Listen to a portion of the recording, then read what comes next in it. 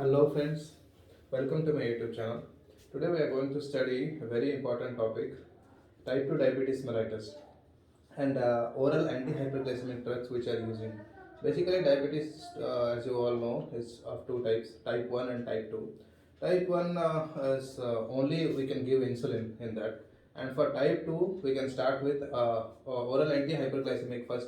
After that if it is not working, then we can give insulin. So we are having so many drugs, there are actually a lot of confusion. So basically, I have summarized all the means whatever oral antihyperglycemics that are used in type T2DM. So this summary consisting of agent, mechanism of action, and side effects. So with this table, I think you will be able to solve all the MCQs that come in the PG trans exam. So basically, insulin secretagogues is sulfonylurea and maglutinides. As you know, this insulin secretagogue means it will work via this beta cell ATP channels present in the your pancreas. So it will increase your potassium inside the cell. That will make you depolarization will be there. That calcium levels will increase and insulin secretion, more insulin secretion will be there. But the side effects of sulfonylurea is hypoglycemia and weight gain. This is important.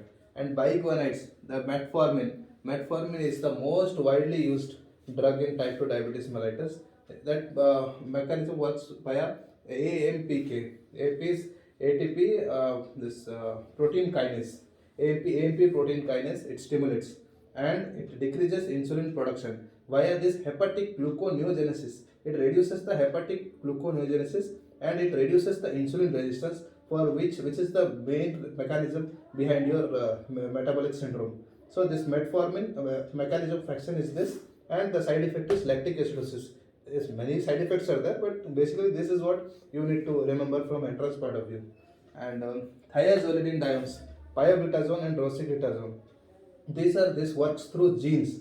The transcription regulators, PPAR gamma genes, they basically stimulate, and it decreases insulin resistance. Just like metformin, this also decreases your insulin resistance, but it works from the genetic means mechanism by activating transcription regulator PPAR gamma. This much you need to remember for mechanism of action. And this very important significant side effect that comes in exam is fluid retention. This is fluid retention, heart failure, as well as weight gain. This is very important. And another is GLP-1 agonist, exenatide and liraglutide. This is also very important. This is basically GLP-1 is secreted from the intestinal epithelial cells. They work via glucose dependent insulin secretion and delays gastric emptying. You will be thinking, how delay gastric emptying? If gastric emptying is delayed, then patient will be having early satiety. Patient will have reduced appetite. So by this reason, this GLP is very. It also reduces your glucagon secretion and insulin secretion. Whenever the glucose enters the intestinal cells, more insulin is secreted. This is via GLP-1, exenatide and liraglutide, but its side effects is pancreatitis. This is what you need to remember from exam perspective. And DPP-4 inhibitor is sitagliptin and saxagliptin. This also acts via endogenous GLP-1. It increases your endogenous GLP-1 and gastric inhibitory peptide also it increases.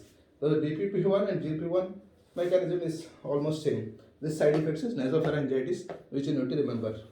Another one is your alpha glucosidase inhibitors.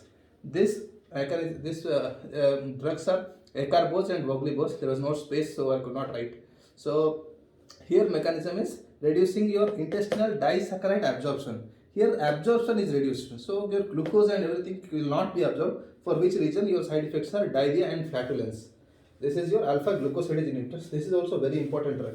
This drugs are newly came into market after 2000. So then SGLT2 inhibitors is your canagliflozin. This is having a totally different mechanism of action. It increases your renal glucose. That glucose absorption will be reduced, for which reason that the urinary glucose will be high.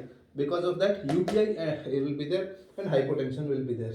So basically, I have planned to summarize everything so that with this video you can summarize all your anti-hyperglycemic drugs This much is required from the exam perspective. So hope you like this video. Like and subscribe to my channel. Okay, thank you.